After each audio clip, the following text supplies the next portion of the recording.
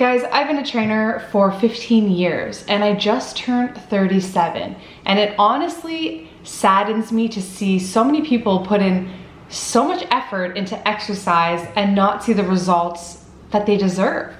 So I'm making a video talking about how to simplify your training to make sure you can get results, especially for those people who are over 30. If you're a busy parent, all those things, it'll just make your life so much easier.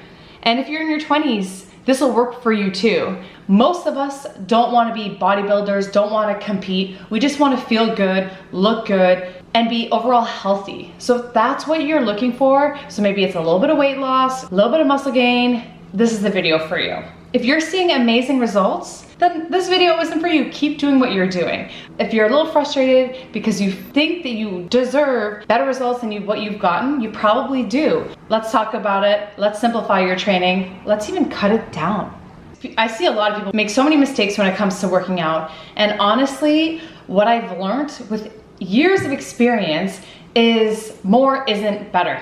One thing that I see a lot of people do is when they're really motivated, they want to get results as fast as possible. If I want to get to my goal, I need to get to the gym 6 days a week, 5 days a week.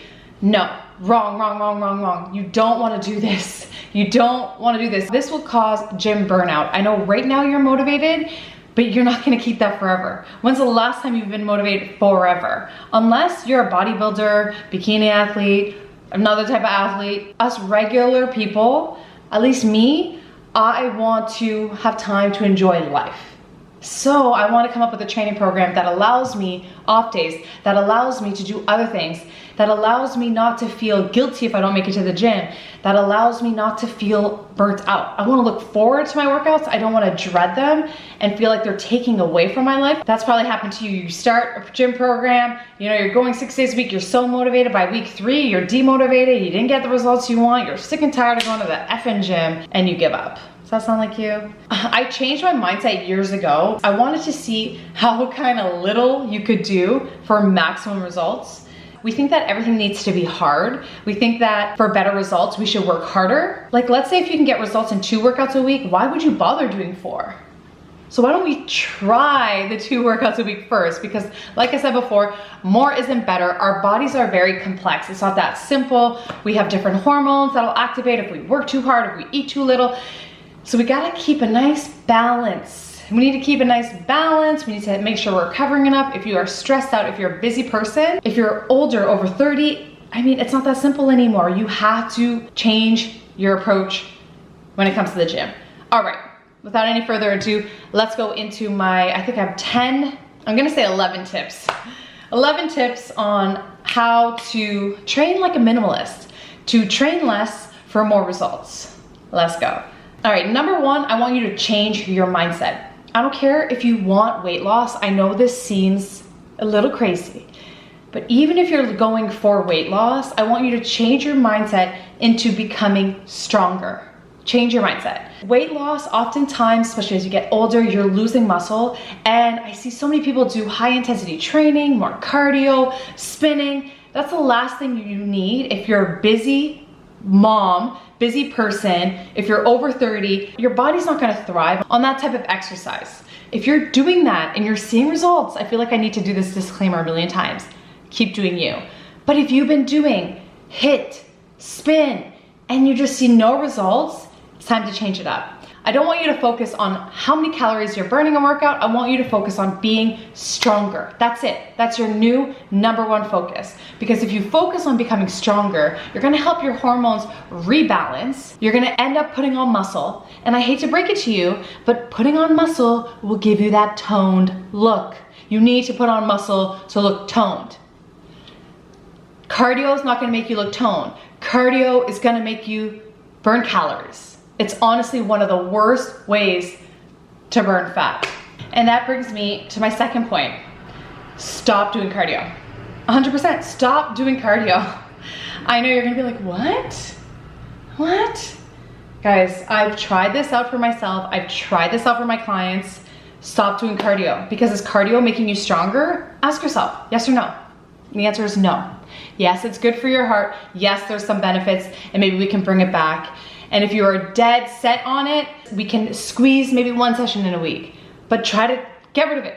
Get rid of your cardio. I know that sounds crazy, but we're trying to build muscle. We're trying to get stronger so you can balance your hormones. You're in a ton of stress. Maybe you have kids, maybe you have a high stress job. That's the last thing you need right now is more stress. We need to get stronger, get your hormones balanced, build some muscle so you can become a fat burning machine. Guys, it works every single time I do this with clients. Every single time. The clients who don't want to give up or reduce their cardio see slower results.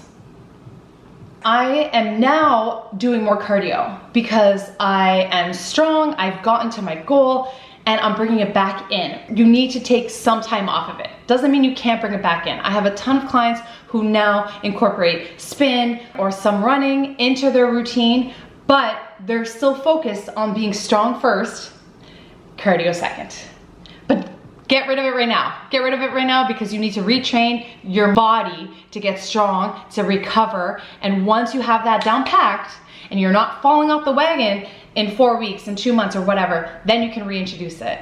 All right, number 3, focus on compound movements. Compound movements is just big moves that work multiple muscle groups at once. You wanna get amazing at it.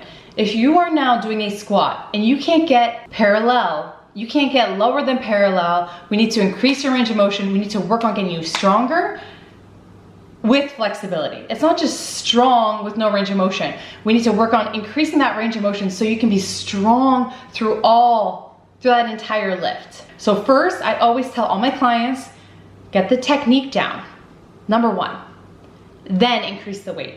So if you can't do a proper squat right now, you need to work on getting the squat pattern down first. I have videos on proper form, and there's so many other ones out there too. So focus on proper form first, and then start loading that movement so you can get stronger. So focus just on the big lifts, moves that work all your legs, all your chest, all your back. You know, big moves that work multiple muscle groups at a time. So you're not wasting your time in the gym. The bigger moves you do, more testosterone gets released after your workout, okay? That might sound crazy. You might be like, well, why would I want that? I want to lose weight. If you want to become a fat burning machine, you need to get that muscle density up. You need to get more muscle, build muscle. Remember, we'll give you that tone look. So let's get rid of that skinny is in, because guys, you're not going to find that on my channel. Move on if that's what you want. Get out of here. All right, next point. No more fluff exercises. No more fluff days. We're not gonna do an arm day. Working this little bicep right here. Do you think that's gonna give you the most bang for your buck if you focus on this? No, it's not. Doing pull exercises, you also work your biceps. Doing push exercises, you also work your tricep. Pressing, tricep, okay? So we're not just focusing on the quad, we're focusing on the entire leg with compound lifts. So no more fluff. We're not gonna do an ab day. That's a waste of time. Guys, I haven't done an ab day in years. I focus on big lifts. When you lift heavy freaking weight, your core has to work really hard. That doesn't mean you can't strengthen your core, but no fluff, no more fluff. Yes, you can do some planks, some big moves to strengthen your core, but get rid of the fluff. It's a waste of time. It is a waste of time. I don't do ab days, and I don't ever do ab days, and my abs are defined. Yes, it does come down to genetics, but I have a strong core through my big lifts. Once you get more trained, once you're into the routine, sure, we can add in some extra exercises that target maybe specific areas if that's what you want to do, or maybe put a little bit more volume on certain areas. But right now, we need to think of a full body approach to get the entire body working optimally. Building muscle all over is the most effective way to build muscle, boost your metabolism, spend less time in the gym, burn fat, get leaner, get stronger. Number 5, slow down your lifts. Huge game changer. I see so many people power through their exercises and it's not giving you enough time under tension to really load your muscles enough. Guys, if you want to get stronger, your whole purpose now is to focus on getting stronger. If you don't hold the load long enough, if there's not enough time under tension, you're not gonna see the results you want. Slow down the lifts. I would start with maybe a 2, 1, 2, 1. So you lower the weight for 2 seconds, pause, up for 2 seconds, pause. In time, get rid of the pause at the easy part of the move. And you can even work with tempo. Changing up the tempo, that'll work, but go slow, slow it down. I promise you, it makes things way harder. So you might not like it, but remember, we're trying not to waste any more time. When you go fast, you're gonna use momentum.